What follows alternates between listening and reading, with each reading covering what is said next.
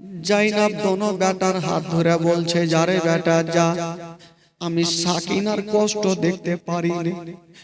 যাও রে বেটা যাও, যুদ্ধের ময়দানে তোমরা নিজের গর্দানকে কাটিয়ে দাও। দোনো বেটা বলছেন, মা গো তুমি আমাদের যুদ্ধের ময়দানে পাঠাচ্ছ, আমরা যাব মা। তবে মা গো জানি না ঘুরে আসবো কি আসবো না মা, তবে যাওয়ার আগে মা একবার আমাদের বুকখানে ভরে একটু জড়িয়ে ধরে নাও মা।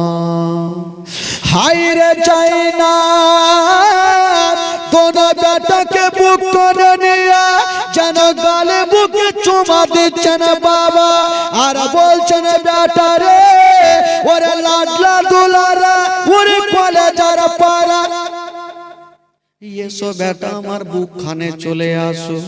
দোনো বাচ্চাকে মাদুর করে বাগবাগো যুদ্ধের ময়দানে পাঠাচ্ছে, সুন্দর করে নতুন পোশাক পরায়া দুইখানা ছোট ছোট তরবারি হাতে দিচ্ছেন বাবা, আর বলছেন বেটা যাও তোমরা যুদ্ধের ময়দানে যুদ্ধ করো বেটা।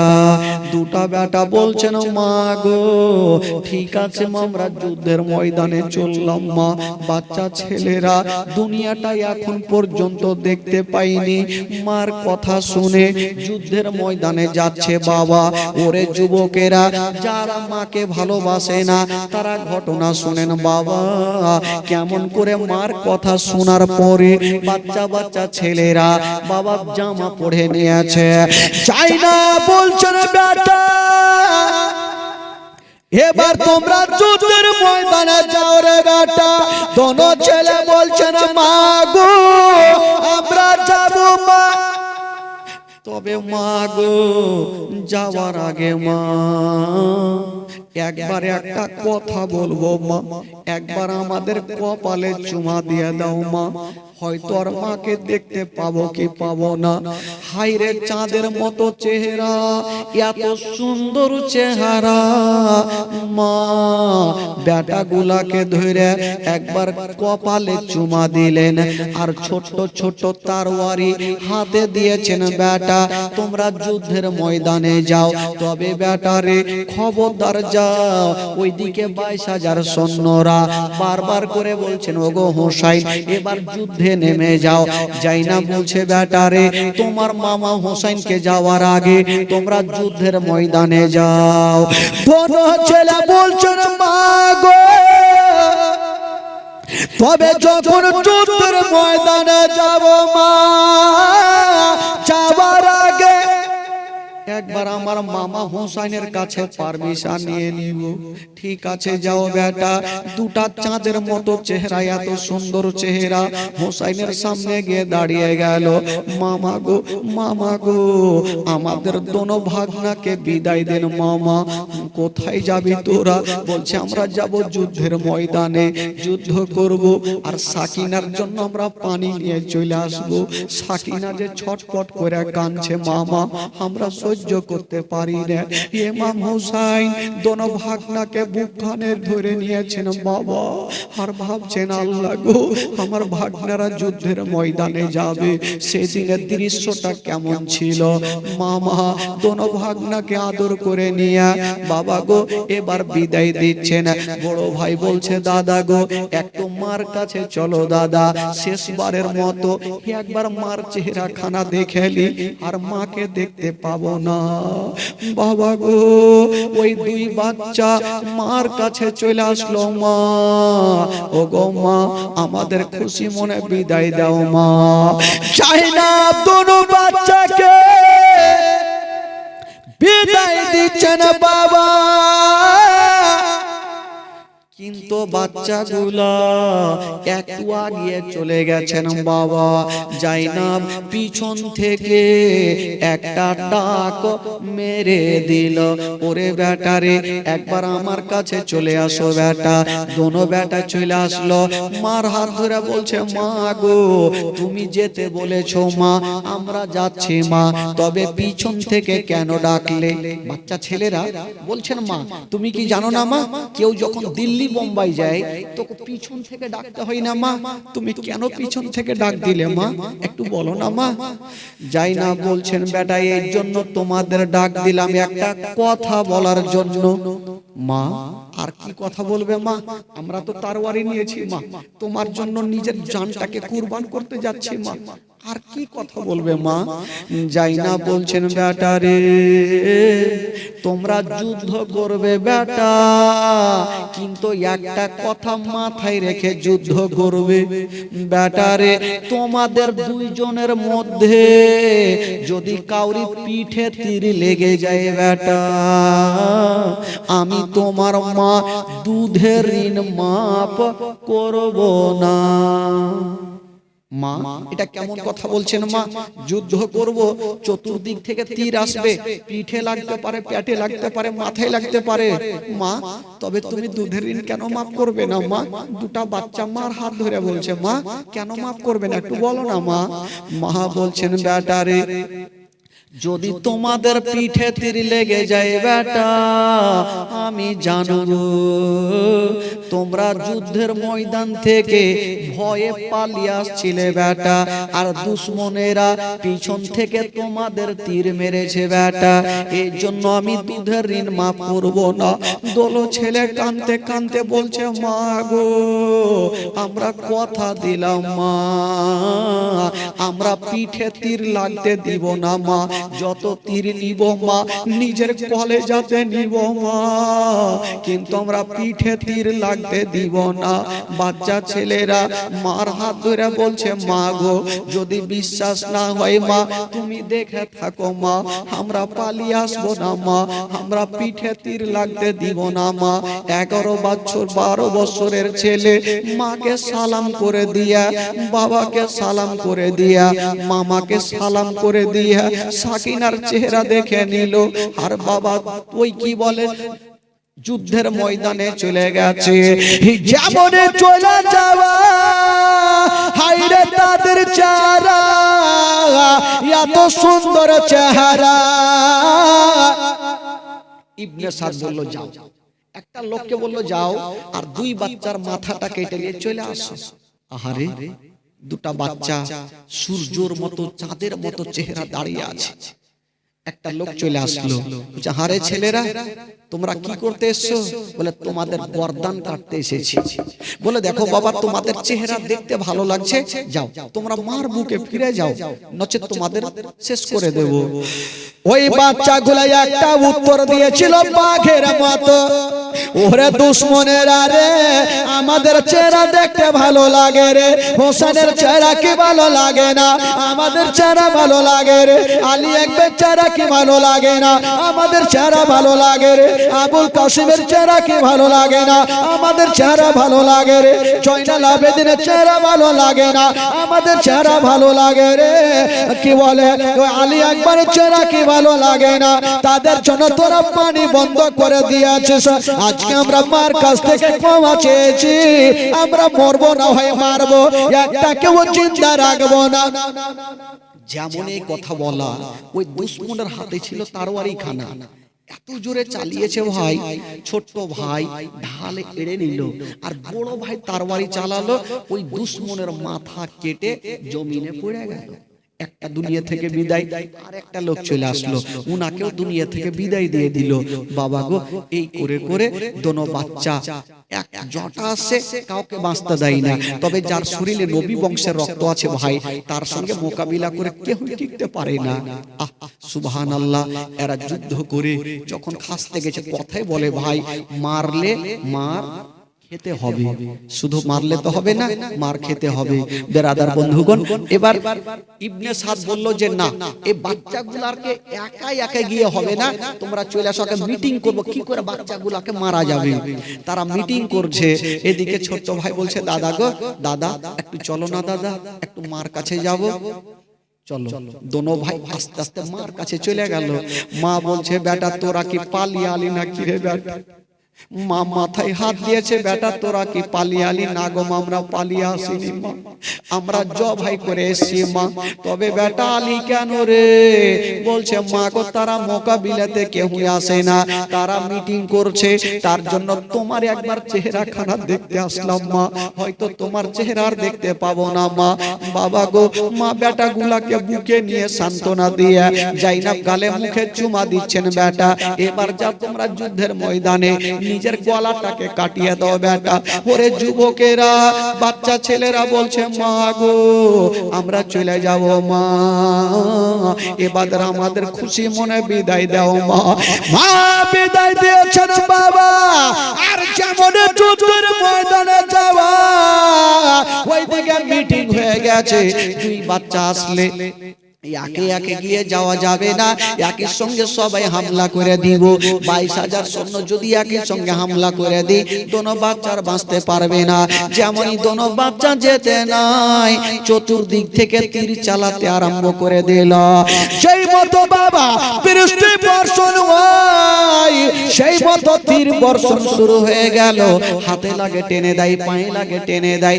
বাবা গো, ও মা, এক দুশ্মন দুরাচার একখানা নিশানা করে তীর চালিয়েছে বড় ভাইটাকে, এত জোরে তীর চালিয়েছে বাবা, ওই তীরখানা এসে লাগবি তো লাগ, বড় ভাইয়ের হাতে লাগলো না, পায়ে লাগলো না, ওই তীরখানা গিয়া বড় ভাইয়ের চোখের কোণাতে ঢুকে গেল। যেমনই চোখের কোণাতে ঢুকে গেছে মা, বড় ভাইয়া দাঁড়িয়ে থাকতে পারলেন না, মা বলে জমিনে পড়ে গেছে, ও অজ্ঞান হয়ে গেল। বাবা গো, ছোট্ট ভাইয়ের হাতে তরবারি খানা, উনি যুদ্ধ করে চলে যাচ্ছে বাবা, কলার গাছের মতো ঝুড়ে চলে যাচ্ছে। কিন্তু বেরাদার, এক দুশমন দুরাচার একখানা তীরের নিশানা করে নিয়েছেন বাবা, আর ওই তীরখানা ছোট ভাইটাকে লক্ষ্য করে চালিয়ে দিল। এত জোরে চালিয়েছে ভাই, ওই তীরখানা এসে লাগবি তো লাগ, ওই বাচ্চাটার হাতে লাগলো না, পায়ে লাগলো না, মাথায় লাগলো না, ওই তীরখানা এসে ওই ছোট ছেলেটার পিঠে লেগে গেল। এমন জোরে পিঠে লেগেছে বাবা, পেট দিয়ে বাড়ি বেরিয়ে হয়ে গেল। তীরখানা অর্ধেকটা পিছনে, অর্ধেকটা সামনে আছে। বাচ্চা মুখের ভরে যেন জমিনে পড়ে গেল। যেমনই পড়েছে মা বলে, মার কথাটা স্মরণ হয়ে গেল। মা গো, যুদ্ধে আসার আগে মা একটা কথা বলেছিল, বেটা রে, তোমাদের মধ্যে যদি কাউরি পিঠে তীর লাগে বেটা, আমি তোমাদের জন্য দুধের ঋণ মাফ করব। ভাই দাঁড়াও ভাই, কথা বলি না, একটু দাঁড়াও বেটা, তোমাদের জন্য দুধের ঋণ মাফ করব না। ছোট ভাই ভাবছেন, আল্লাহ, আমার পিঠে যে তীরখানা লেগে গেল, আমার মা যদি দেখে নেয়, আমার মা দুধের ঋণ মাফ করবে না। আল্লাহ, আমি তীরখানা কেমন করে বার করব? উবু হয়ে বাচ্চাটা পড়ে আছে, নিজের হাতখানা দিয়ে তীরখানা ধরার চেষ্টা করে, কিন্তু হাত জুটে না, তীরখানা ধরতে পারে না। বাচ্চাটা ডাক দিচ্ছে, আমার দাদা কোথায় আছে? একটু আমার কাছে চলে আসো দাদা, আমার পিঠের তীরখানা বার করো, আমার মা যেন দেখতে না পায়, আমার মা যেন দেখতে না পায়। আমার মা যদি পিঠে তীরখানা দেখে লাই দাদা, আমার মা দুধের ঋণ মাফ করবে না, আমার সব আমল শেষ হয়ে যাবে দাদা। বড় ভাই অজ্ঞান হয়ে পড়ে আছে, চোখের কোণা দিয়ে ঝরঝর করে রক্ত ঝরছে। দুশ্মনেরা চতুর্দিক থেকে দেখছে, কেউ গিয়ে বাচ্চাটাকে তুলে না। বাবা গো, 11 বছরের ছেলে, বাবা গো, মা মা বলে জমিনে কাঁদছে। বেশ কিছুক্ষণ পরে বড় ভাইয়ের যখন জ্ঞানটা চলে আসলো, বাচ্চার আওয়াজ শুনতে পাচ্ছে, বাবা গো চোখটা খুলে দিয়ে দৌড়াতে দৌড়াতে চলে গেছে, ছোট ভাইকে বুকখানে ধরেছে। ভাই রে, ভাই তুমি কেন পড়ে আছো? ভাই কেন ডাকছো? ভাই বলো। ছোট ছেলেটা বলছে, দাদা গো, দাদা গো, দেরি করো না, আমাকে বুকে পরে নিও দাদা, আগে আমার পিঠ থেকে তীরখানা টেনে দাও দাদা। বলো ঠিক আছে ভাই, চিন্তা নাই, তুমি শুয়ে যাও ভাই। ছোট ভাইটা শুয়ে গেছে। এবার বড় ভাই তীরখানা ধরে টান দিতে যাবে, যেমনই টান দিচ্ছে, মা গো, বাবা গো, বাচ্চাটা ব্যথা পাচ্ছে, মা বলে কেঁদে যাচ্ছে। ভাইয়ের উপরে ময়ে চলে আসছে, তীরখানা হাত থেকে ছেড়ে দিচ্ছে। আমি যদি জোরে টান দিই, আমার ছোট ভাই কষ্ট পাবে, আমি জোর করে টানবো না। ছোট্ট ভাই বলে দাদা আজকে তুমি মায়া করো না, দয়া করো না, আজকে তুমি তীরখানা টেনে দাও। আবার তীরখানা ধরে টান দিচ্ছে, আবার ছোট্ট ভাই মা বলে কাঁদছে, আবার তীরখানা ছেড়ে দিচ্ছে। বাবা গো, ও গো আমার মা বোনেরা, তীরখানা টানতে পারে না। এক দুশ্মন দুরাচার, তাদের কপালে সিল মোহর লাগা আছে, দিলে দয়া নাই, পাথরের মতো মন, পাথরের মতো মন ছিল। মা একটা দুশ্মন দৌড়িয়ে চলে আসিল, বড় ভাইকে বলছে ওরে ছেলে রে, তোমার ভাইয়ের তীরখানা তুমি টানতে পারবে না, আমি তোমার ভাইয়ের তীরখানা টেনে দিব।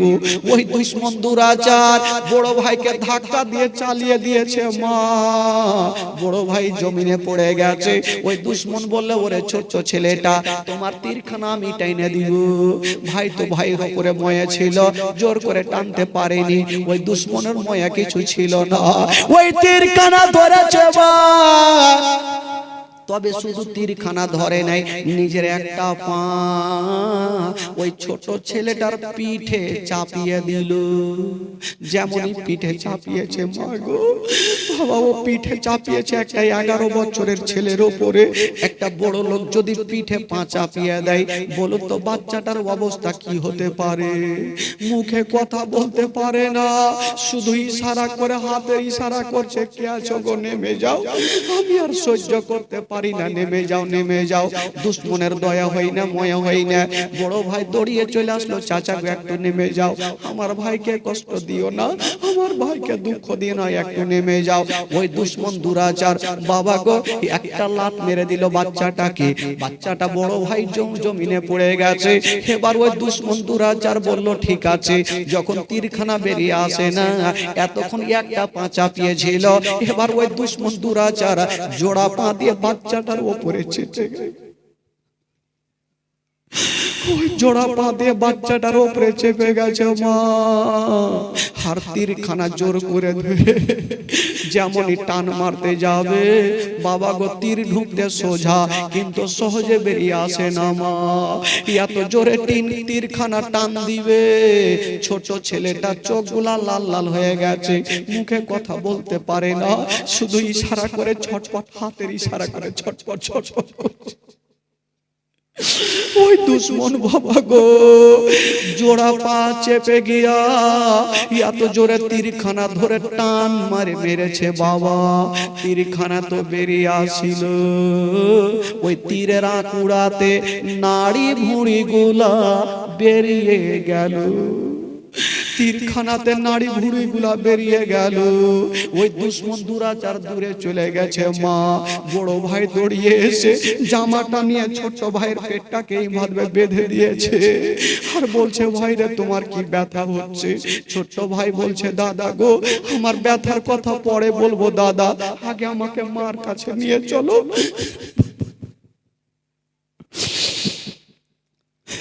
একবার মার কাছে নিয়ে চলো, আমি মার সঙ্গে কথা বলবো দাদা। বাবা গো বড় ভাই ছোট্ট ভাইকে বুকে করে নিয়ে মার কাছে পৌঁছে গেল। মার হাতখানা ধরে ফেলেছে ছোট্ট ছেলেটা। মা গো মা তুমি দেখেছো মা, আমার পিঠে তীরখানা লেগেছে মা, আমি পালিয়ে আসিনি মা, দুশ্মনেরা পিছন থেকে মেরেছে মা, তুমি আমাকে দুধের ঋণের মাফ করে দিও মা। বাবা গো ছোট ছেলেটা মার হাত ধরে কাঁদছে, মা গো মা তুমি আমাকে দুধের ঋণখানা মাফ করে দিও। মা বলছে বেটা রে আমি জানি তুমি পালিয়ে আসনি রে বেটা, দুশ্মন পিছন থেকে তীর মেরেছে আমি নিজের চোখে দেখেছি বেটা, তবে বেটা রে এখন পর্যন্ত দুধের ঋণ আমি মাফ করতে পারবো না বেটা। যাও রে বেটা যাও, এখন তোমরা আবার যুদ্ধের ময়দানে নিজের গলাটাকে কাটিয়ে দাও বেটা, তখন আমি দুধের ঋণটা মাফ করব। দোনো ছেলে, ছোট ছেলেটা বলছে মা বলছে মা গো এখনই চলে যাব মা যুদ্ধের ময়দানে মা, তবে মা গো আমি উঠে দাঁড়াতে পারি না, আমার হুলকুমটা শুকিয়ে গেছে মা, যদি পারো গো মা তবে একজন আমাকে পানি দিয়ে দাও মা। এক চুল্লো আমাকে পানি দিয়ে দাও মা, আমি গলাখানা ভিজিয়ে নিব মা, আর দুশ্মনের সঙ্গে আমি যুদ্ধ করব মা। মা বলছে বেটা রে তুমি আমি পানি দিতে পারবো না বেটা, তোমরা কি জানো না রে বেটা, একটা 6 মাসের ছেলে পানির জন্য হুলকুমে তীরখানা খেয়েছে বেটা, দুশ্মনেরা পানি দিবে না। তবে মা যখন সহ্য করতে পারে না জাইনাব নিজের একটা আঙ্গুঠি খানা খুলে দিয়ে বলছে বেটা রে এই আঙ্গুঠি খানা তুমি মুখে রাখো বেটা, যখন তোমার পিপাসিত লাগবে আঙ্গুঠি খানা চুষে নিও, তোমার কাজ হয়ে যাবে রে বেটা। তবে বাবা গো পানির কাজ কি একটা আঙ্গুঠিতে করতে পারে? সান্ত্বনার জন্য বেটাকে বলছে যাও বেটা এই আঙ্গুঠি খানা একবার চুষে নিও বেটা। হাইরে দোনো ছেলে জাইনাবের বলছে মা বাবা গো পেট দিয়ে গোল গোল করে রক্ত ঝরছে বাবা। তবু জাইনাব কেমন ছিল বাবা, বলছে যাও রে বেটা যাও, আবার তোমাদের যুদ্ধের ময়দানে যেতে হবে। দোনো বেটাই একবারও বলে না আমি যাব না মা। বলছে মা গো ঠিক আছে আমরা চললাম মা, আমাদেরকে বিদায় দাও মা। তবে মা গো আর তোমার সঙ্গে দেখা হবে কি হবে না মা গো, আর দেখা হবে কি হবে না জানি না, তবে মা গো একবার মামার সঙ্গে দেখা করব মা। দোনো ছেলে চলে গেছে, মামার সামনে দাঁড়িয়ে গেছে মামা গো আমরা আবার যুদ্ধের ময়দানে যাব, আমাদেরকে বিদায় দিয়ে দাও মামা।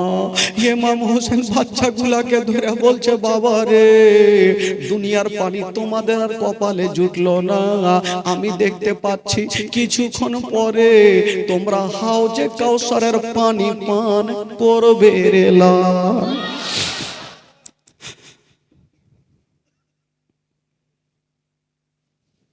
যাও তোমরা যুদ্ধের ময়দানে যাও, আমি জানি তোমরা হাউজে কাউসারের পানি পান করবে। দোনো ছেলে বাবা গো মামাকে সালাম করে দিয়া বা মাকে সালাম করে দিয়া আবার যেন যুদ্ধের ময়দানে পৌঁছে গেছে। ওই দুশ্মনেরা চতুর্দিক থেকে তীর চালাতে লাগলো বাবা, ওই তীরগুলা এসে হাতে লাগে পায়ে লাগে, দুটা বাচ্চা সহ্য করতে পারে না জমিনে পড়ে গেছে। দুশ্মন দৌড়াইয়া আসিল, দুটা বাচ্চার হাতে জিঞ্জির পায়ে জিঞ্জির দিয়ে গেল বেঁধে দিল, দুটা বাচ্চা চাঁদের মতো চেহারা শুয়ে আছে। এক দুশ্মন তার বাড়ি খানা নিয়ে চলে আসিল বাচ্চাগুলাকে জবাই করার জন্য। বাবা গো ওই দুশ্মনের দিলে দয়া হয় না ময়া হয় না, ওই বাচ্চাদের চেহারা দেখলে একটা বাঘের দিল পর্যন্ত গইলা যাবে, ওই বাচ্চাদের চেহারা দেখলে একটা পাথরের দিল পর্যন্ত গইলা যাবে, কিন্তু ইয়াজিদের সৈন্যদের কোনো দিলখানা গলে না। বাবা গো বাচ্চাগুলা বাঁধা আছে, আর ওই দুশ্মন তরবারি নিয়ে বাবা ছোট ভাইয়ের দিকে যেমনই চালাতে যাবে বড় ছেলেটা উঠে চলে পাখানা ধরেছে। কে আছো গো? আগে আমার ছোট ভাইয়ের গলাটা কাটিও না, আগে আমার গলাটা কাটো, আমার ছোট ভাই আমার চোখের সামনে ছটফট করবে, আমি বড় ভাই হয়ে দেখতে পারবো না। বড় ভাই দিকে তার বাড়ি চালাচ্ছে, ছোট ভাই এসে বলছে কে আছো গো? আগে আমার গলা কাটো, তারপরে আমার বড় ভাইয়ের গলা কাটবে, আমি ছোট ভাই হয়ে আমার বড় ভাইয়ের লাশকে দেখতে পারবো না। ওই দুশ্মন দুরাচার আবার বাবা গো দুই বাচ্চাকে জমিনে একের সঙ্গে শুইয়ে দিয়েছে, তার বাড়ি খানা নিয়ে যেমনই চালাতে যাবে গো দুটা বাচ্চা ছোট ভাই বলছে ভাই রে ও গো দাদা এখনই তার বাড়ি খানা গলাতে পড়বে দাদা, কতটা ব্যথা পাবো? বড় ভাই বলছে ভাই রে কোনো ব্যথা পাবে না ভাই, এক কাজ করো তুমি আমার চোখের দিকে দেখো আর আমি তোমার চোখের দিকে দেখবো, আমরা কোনো ব্যথা পাবো। তুমি আমার চোখের দিকে দেখো আমরা তোমার চোখের দিকে দেখবো, কোনো ব্যথা পাবো না ভাই। ভাই ভাই দেখতে থাকলো, আর ওই দুশ্মন দুরাচার একখানা তার বাড়ি চালিয়ে দিল, এত জোরে চালিয়েছে মা দুই বাচ্চার গলাতে পড়ে গেল, মাথায় একদিকে বডি একদিকে, দুই বাচ্চা লাফাচ্ছে। বাবা গো ওইদিকে ইমাম হোসেন দৌড়াতে লাগলো, দৌড়াতে দৌড়াতে গিয়ে দোনো ভাগনার মাথা বডি গুলাকে নিয়েছে, ঘাড়ে করে নিয়ে ইমাম হোসেন খিমার মধ্যে চলে গেল। ডাক দিচ্ছে বহিন জাইনাব রে, এই যে তোমার বেটাকে নিয়ে আসলাম। বাবা গো, মাথা বডি খানাকে মা জাইনাব মুখখানে নিয়েছে, মুখে নিয়েছে, চোখগুলো এখন পর্যন্ত খুলে আছে। জাইনাব চোখটাকে বন্ধ করে বলছেন, বেটা রে আমি কথা দিলাম বেটা, আমি তোমাদের জন্য দুধের ঋণ মাফ করে দিলাম বেটা, আমি তোমাদের জন্য দুধের ঋণ মাফ করে দিলাম বেটা। ওরে বেটা রে, আমি জানি বেটা তোমরা মাকে ভালোবাসো রে বেটা। কাল হাসরের মাঠে আমার নানার সামনে আমি বলতে পারবো, ইয়া রাসূলুল্লাহ, ইয়া হাবিবাল্লাহ, আমার ভাই হোসেন আলী আসগারকে কুরবান করে দিয়েছে, আর আমি যাই না বা আমার দোনো বেটাকে আল্লাহর রাহে কুরবান করে দিয়েছে। আমি শহীদের মা হতে পারবো। বাবা গো, জাইনাব দোনো বেটার বডি খানাকে নিয়ে যেন হাউমাউ করে কাঁদতে লাগলো। একদিকে সাকিনা কান্দে, একদিকে উম্মে কুলসুম কান্দে। খিমার মধ্যে সবাই হাউমাউ করে কাঁদতে লাগলো। খিমা মনে হচ্ছে অন্ধকার হয়ে যাচ্ছে। ইমাম হোসেন বলল, ওরে আমার আহলিয়ারা তোমরা কান্দিও না, তোমরা কান্দিও না, কান্দিও না, দাও দাও বহিন তোমার দোনো বেটাকে আমাকে দিয়ে দাও, আমি নিয়ে যাব আর তোমার দোনো বেটাকে কারবালায় দাফন করব। ও যুবকেরা, ইমাম হোসেন দোনো ভাগনার বডি মাথাগুলাকে নিয়েছে, বাবা মাথাগুলাকে নিয়েছে, বডিগুলাকে নিয়ে ঘাড়ে করে নিয়ে গেল। এবার কারবালায় আবার কবর তৈরি করা হইল, আর দোনো বেটাকে বাবা সেই জায়গাতে দাফন করা হইল। দোনো ছেলে, জাইনাবের দোনো ছেলে আল্লাহর রাহে নিজের জীবনটাকে কুরবান করলেন। সকলে পড়ুন, ইন্না লিল্লাহি ওয়া ইন্না ইলাইহি রাজিউন। আল্লাহুম্মা সাল্লি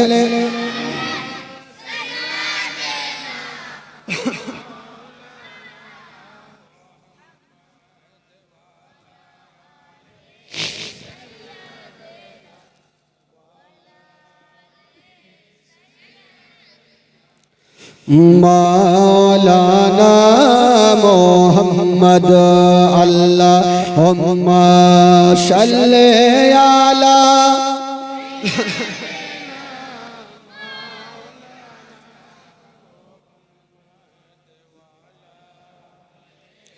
সাইয়্যিদিনা ওয়ালা আলে সাইয়্যিদিনা মাওলানা মুহাম্মদ সাল্লাল্লাহু তাআলা আলাইহি ওয়াসাল্লাম। একবার গোটা মাজমা হাত তুলে বলুন তো সুবহানাল্লাহ, আর জোরে বলুন ইয়া রাসূলুল্লাহ। আপনাদের ঘুম লাগছে নাকি ভাই? ছেড়ে দিই নাকি? 11:30টা তো হয়ে 11:30টা তো হয়ে গেল। দুটা জীবন বাঁচবে ভাই। বেরাদার ইসলাম বন্ধুগণ, একটু আপনাদের মনটা চাঙ্গা করে দিই ভাই, একটু ইমানটা চাঙ্গা করেন, একটু গোটা মাজমা চলুন মদিনা থেকে ঘুরে আসি, তারপরে আরেকটা ঘটনা বলে ইনশাআল্লাহুল আজিজ আজকে বিদায় নিব। গোটা মাজমা একটু আমার সঙ্গে চলুন মদিনা। কেউ চুপ করে থাকবেন না ভাই, খোদার কসম কেউ চুপ করে থাকবেন না, আমার সঙ্গে পড়ুন। আমার ভালো লাগে না আমি যাব মদিনা, আমার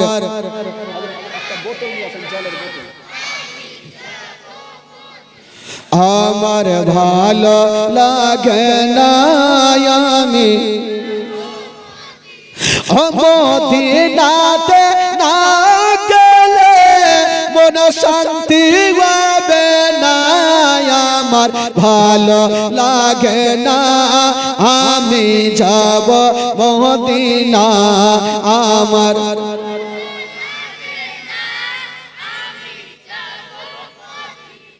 আপনাদের পড়াতে গুনাহ আছে ভাই, আপনারা এরকম কেন করে পড়ছেন? একটু দিল থেকে পড়েন, প্রাণ থেকে পড়েন, সবাই পড়েন। সুযোগ পাওয়া যাবে না ভাই, এরকম স্টেজ পাওয়া খুব কঠিন আছে। আজকে সুযোগ মিলেছে, সবাই পড়েন, গোটা মাজমা পড়েন। আমার ভালো লাগে না আমি, আমার ভালো লাগে না মদিনাতে না গেলে মন শান্তি পাবে না, আমার ভালো লাগে না, আমার ভালো লাগে না, আমি মনে আছে যে আশা নবী গো হবে তোমার সঙ্গে দেখা, মনে আছে যে আশা নবী গো হবে তোমার সঙ্গে দেখা, ও গো পাখির মতো থাকে তুলনা, পাখির মতো থাকে তুলনা, উড়ে যাবো মদিনায়, আমার ভালো লাগে না, আমি যাব মদিনা, আমার ভালো। জোরে বলুন, জোরে বলুন, আমার ভালো লাগে না। পাঁচ ওয়াক্ত নামাজ যারা করিবেন আদায়, জোরে বলুন। নামাজের কথা বললাম তো মুখটা নিচে করলেছে। হ্যাঁ, পাঁচ ওয়াক্ত যারা নামাজ পড়ে একটু হাত তুলেন দেখি, যারা পড়েন সত্যিকারী হাত তুলেন, আমি পড়ি পরিচয় দেন। আগে মা আগে হুজুর সব নামাজ পড়ে না, মুশকিল ব্যাপার। একটা লোক জীবনে নামাজ পড়েনি, জানেন, শ্বশুর বাড়ি চলে গেছে, শ্বশুর বাড়ি চলে গেছে, তোর শালা বলছে, শালা বলে না, কি বলে বলে শালা বলে, তো বলছে এই শালা, মানে শালা বলছে বহুনুকে, বহুনু তো বলে নাকি না জামাইদা বলে, বানহই বানহই বলছে বানহই, বলে কি হলো রে শালা, বলে আজকে কি বার, বলে শুক্রবার, বলে চলো নামাজ পড়তে। তো বহুনু বলছে ধুর শালা, আমি নামাজি বুঝি না কাকে কহে। ও দেখেন কোন মুসলমান, বলছে আমি নামাজি জানি না কাকে বলে। তো শালা মনে মনে চিন্তা করছে যে বহুনুকে যদি না নিয়ে যেতে পারি তো গ্রামে মান সম্মান থাকবে না, যে কাকে বহিন দিয়েছো যে নামাজি চিনহে না। তো শালা বোনহাইকে শিখাইছে, এ বোনহাই মানহই চলো মসজিদে চলো, যে যেমন করবে তুমিও দেখে দেখি ওই রকম নামাজ পড়ে চলে আসবে। এখনো কিছু কিছু লোক আছে ভাই, মসজিদে যখন যাবে ও নামাজ জানে না, যারা জানে তেরা চোখে দেখবে, ও মাছি হাঁকাইবে তো ও হাঁকাইবে, ও জানে ভাবে এরকম হাঁকাইতে হয়, ওই রকম এখনো লোক আছে। কার কথা বলবো ভাই, আমার নিজের একটা আত্মীয় হয়, ও জীবনে কিছুই পড়েনি, আলিফ বা তা কিছু জানে না, মসজিদে চলে গেছে, আমার পাশে দাঁড়িয়ে আছে, ওর মুখটা কিন্তু আমি দেখছি, কি যে কইছে আল্লাহই জানে, কি বলবে, ধান কাটলাম, এটা করলাম, ওইটা করলাম, বাজার গেলাম, ধান কাটলাম, এটা করলাম, ওইটা করলাম, আল্লাহু আকবার, ওই ছাড়া তো আর কোনো মশলা নাই, কি করবে। তো কিছু লোক দেখা দেখি নামাজ পড়ে, তো শালা বহুনুকে শিখাইছে, বোনহাই চলো মসজিদে যে যেমন করবে তুমিও সেই রকম করে চলে আসবে, বলে ওই রকম নাকি, বলে হ্যাঁ চলো। ই ভাই চলে গেছে, আর প্রথম কাতারে ইমাম সাহেবের পিছনে দাঁড়িয়েছে। ইমাম সাহেবের মাত্র বয়স্ক ইমাম, মাত্র দুটা দাঁত ছিল। কয়টা দাঁত? দুটা, বয়স্ক হয়ে গেছে তো, কত বছর থেকে আছে, দুটা দাঁত। নামাজ শুরু হয়েছে ভাই, প্রথম রিকাতে সাজদা থেকে মাথা তুলতে যাবে, ওই বোনহাইয়ের পাছাতে কার একটা মাথা লেগে গেছে। ই ভাবছে শালা বলেছে যে যা করবে আমিও করব, আমার পাছাতে কেউ মাইরেছে, আমি কার পাছাতে। সামনে ইমাম ছিল, ভাবছে ইয়াকে হুঁড়াইতে হবে, এমন ভাবে দিয়েছে ভাই, ওইটা ফেলে দিলে। যে দুটা দাঁত ছিল ওই দুটাও গেল, ডান দিকে হুঁড়া মারছে, এই বোনাই, এই বোনাই কি করছো, ই ভাবছে ইয়ারা কেমন হুঁড়াইতে হবে, এমন ভাবে দিলে সব দিকে উল্টে দিলে। ফের বাম দিকে হুঁড়া মারছে, ইমাম সাহেবের দাঁত ভাঙবে, ইয়ারা পড়লো, তোরা মাইর খাওয়া লাগে হুঁড়ো মারছিস। এই তো হইল অবস্থা ভাই। নামাজ পড়বে তাহলে না হাত তুলবে, পড়ে না তো কি করে হাত তুলবে ভাই? বেরাদার ইসলাম বন্ধুগণ, তবে এই গ্রামে আমি শুনলাম, এই গ্রামে না গোটা মানিকচক থানার মধ্যে, থানাতে মানিকচক থানাতে কোনো গ্রাম নাই যে মাতাল লোক নেই। আছে তো ভাই? এই গ্রামে দারু ফারু খাই নাকি কেউ? বোতল বোতল খাই? তো যারা বোতল খাই দেখবেন যখন খাইয়ে নিলে অজ্ঞান হয়ে পড়ে আছে, কাঠের মতন পড়ে আছে, করে মুখ ফেড়ে। আর কুত্তা দেখবেন, কুত্তা উঁচা জায়গাতে ওর পেচ্ছাপ করে অভ্যেস আছে। কুত্তা চলে যাইছে, দেখছে বাপরে বাড়কা কাঠ পড়ে আছে, ঠ্যাং চেড়েছে, দিছে হালহালি। ই মাতাল বলছে আরো দেও, আরো দেও। ওই অবস্থা হইবে ভাই। খবরদার ওইদিকে যাই না ভাই, সোনারে কলজারে ওইদিকে যাবেন না ভাই। নামাজ পড়বেন, পাঁচ ওয়াক্ত নামাজ পড়বেন, জানেন না ইমাম সাহেবের কাছে গিয়ে শিক্ষা করবেন। শিক্ষার কোনো বয়স লাগে না। আপনি জানেন না, শিক্ষা করেন। নামাজ বুঝেন না, আপনি জানেন, তাহলে তো হবে বেরাদার বন্ধুগণ। তবে কবি লিখছেন বাবা, পাঁচ ওয়াক্ত নামাজ যারা করিবেন আদায়, পাঁচ ওয়াক্ত নামাজ যারা করিবেন আদায়, ওগো নামাজ না পড়িলে পরে নেকি মিলবে না, আমার ভালো লাগে না, আমি জোরে জোরে আমার ভালো, আমার ভালো লাগে না, আমি তাফাজুল ইসলাম আজ জীবনী করে, তাফাজুল ইসলাম আজ জীবনী করে, এই জীবনী না শুনলে নেকি মিলবে না, আমার ভালো, জোরে জোরে আমার ভালো, মদিনাতে না গেলে মনে শান্তি পাবে না, আমার ভালো লাগে না, আমি যাব মদিনা, আমার ভালো।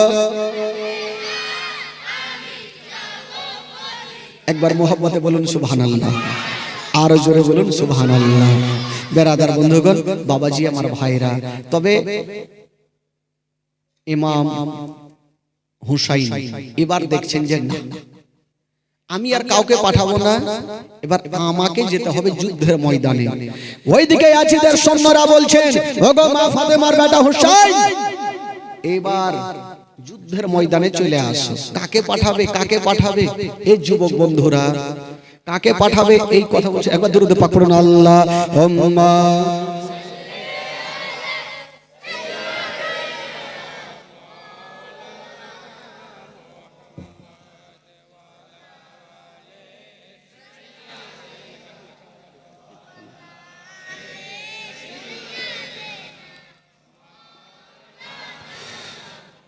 আল্লাহুম্মা সাল্লি আলা সাইয়্যিদিনা মুহাম্মদ ওয়া আলা আলি সাইয়্যিদিনা ওয়া আলা আলি।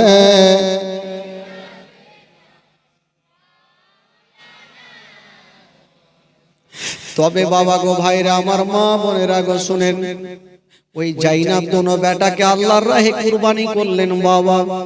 দোনো বেটা আল্লাহর রাহে মার কথা শুনে নিজের জীবনটাকে কুরবান করে দিলেন। কিন্তু বেরাদার, আর একটা শুনেন, কথা শুনেন, ঈমানটা তাজা হয়ে যাবে। একজন মা তার বেটাকে ডাক দিয়ে বলছেন, বেটা রে, ওরে বেটা, একবার আমার কাছে চলে আসো রে বেটা। কোন বেটাকে বলছেন বাবা? কিতাবে লিখছেন ওই বেটার নাম হলো আব্দুল ওয়াহাব। কি নাম? আব্দুল ওয়াহাবকে মা ডেকে বলছেন, বেটা রে যাও রে বেটা যাও, তুমি যুদ্ধের ময়দানে গিয়ে শহীদ হয়ে যাও বেটা। আব্দুল ওয়াহাব বলেছিলেন, মা গো মা তুমি বলেছো আমি যাব মা, তবে মা গো যাওয়ার আগে তোমাকে একটা কথা বলে দে মা, আজকে 15 দিন হইল মা, একটা পরের বেটিকে 3 কথার বাঁধনে আমি নিজের বিবি বানাইয়া নিয়ে এসেছি মা, একবার আমাকে পারমিশন দাও মা, আমার বিবির সঙ্গে একবার দেখা করব মা। মা বলেছিল, বেটা রে ওইদিকে হোসাইন জারে জার হয়ে কান্দে, ওইদিকে সাকিনা জারে জার হয়ে কান্দে, ওইদিকে জয়নাল আবেদিন জারে জার হয়ে কান্দে, আর তুই বিবির মুখ দেখতে যাবি রে বেটা। বেটা একটা কথা শুন রে বেটা, আমি তোকে তোর বিবির কাছে যেতে দিব না বাবা গো।